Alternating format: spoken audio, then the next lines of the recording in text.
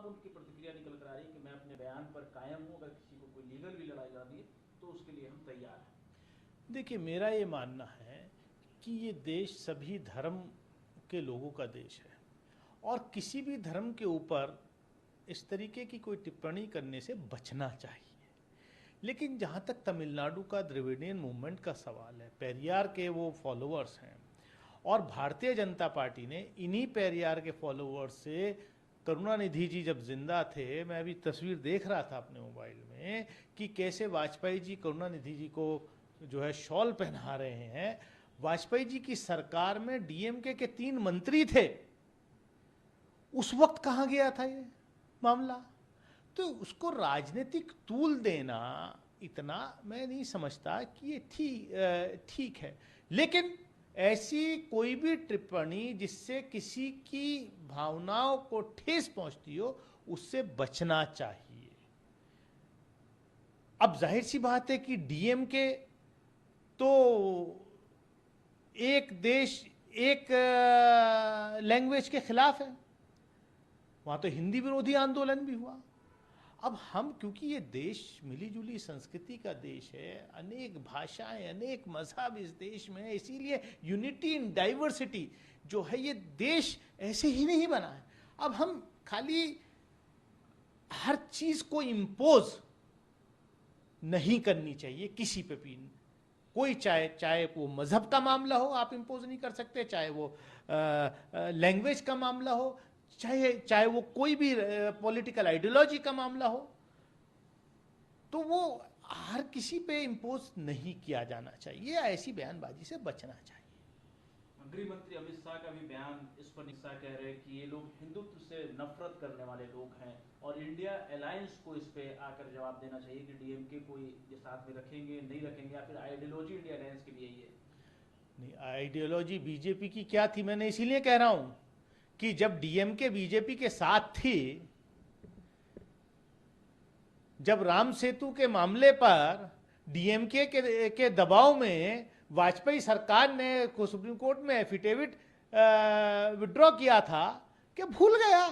लोगों की मेमोरी इतनी शॉर्ट है क्या? अब वो इंडिया का मामला है, इंडिया गठबंधन का मामला है, कौन किसके साथ है, कौन किसके साथ नहीं है।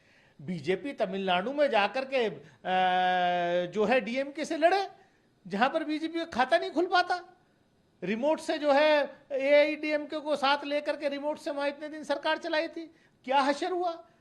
डीएम जो भी तमिलनाडु में, केरला में बीजेपी को टच करता है, वो स्वयं भस्म हो जाता है। बीजेपी की यह स्थिति है साउथ के अंदर। अब क्योंकि इनको उत्तर भारत में भी तारे नजर आ रहे हैं, तो इस तरीके के जो है उन मुद्दों को उठा रहे हैं। अच्छा, आपका क्या है? मैं देख रहा था अभी आपके एक मंत्री उत्तर प्रदेश में एक वीडियो वायरल हो रहा है कि जहां पर शिवलिंग के पास ही हाथ धो रहे हैं। यही काम कोई और कर दिया होता, अगर बीजेपी का मंत्री ना होता, तो अभी तक उसके घर पे बुलडोजर पहुंच गया होता, अगर वो किसी पिछड़ी जाति का व्यक्ति होता। तो ये जो दोहरा मापदंड है, ये नहीं होना चाहिए। धर्म और राजनीति को अलग रखना चाहिए। जो धार्मिक लोग हैं उनको धर्म का काम करने दो, जो राजनीतिक लोग हैं आप राजनीति करो ना। आप रात दिन इसी में लगे हुए हो। लोगों को सोचने का कुछ साइंटिफिक टेम्परमेंट दो। क्या ये कभी नाले में से गैस निकाल के जो है चाय बना दोगे, कभी कुछ कर दोगे, ये क्या है? एक आखिरी सवाल से मेरा, तमिलनाडु के मुख्यमंत्री सामने आए हैं, वो गुजरात दंगों का जिक्र कर रहे हैं, 2023 में नूह का जिक्र कर रहे हैं, वो मणिपुर का जिक्र कर रहे हैं, और वो ये भी कह रहे हैं कि डीएमके हमेशा से नेशन को बचाने में फ्रंट लाइन में रहा है और आज भी हम फ्रंट रो में खड़े हैं। No doubt about it. DMK हमेशा राष्ट्र की मुख्यधारा में रहकर के डीएमके ने पॉलिटिक्स की है, हम इसके गवाह हैं। जब संयुक्त मोर्चा की सरकार में या नेशनल फ्रंट की सरकार में डीएमके पार्टनर था, जब VP Singh ji prime minister थे, तो जब वीपी सिंह जी ने मंडल कमीशन लागू किया, डीएमके बिल्कुल चट्टान की तरह वीपी सिंह जी के साथ खड़ा रहा। बीजेपी ने समर्थन वापस लिया, उन्होंने मंडल यात्रा निकाली उस मंडल को फेल करने के लिए। वही पिछड़ी जाति के बच्चों को आत्मदाह कराया। तो ये बीजेपी का एक इतिहास रहा है। अब कुछ नहीं बचा तो one nation one election, one nation one religion, one nation one language, one nation one leader. अरे भाई, वन नेशन वन इंडस्ट्रियलिस्ट, ऐसे देश चलेगा क्या?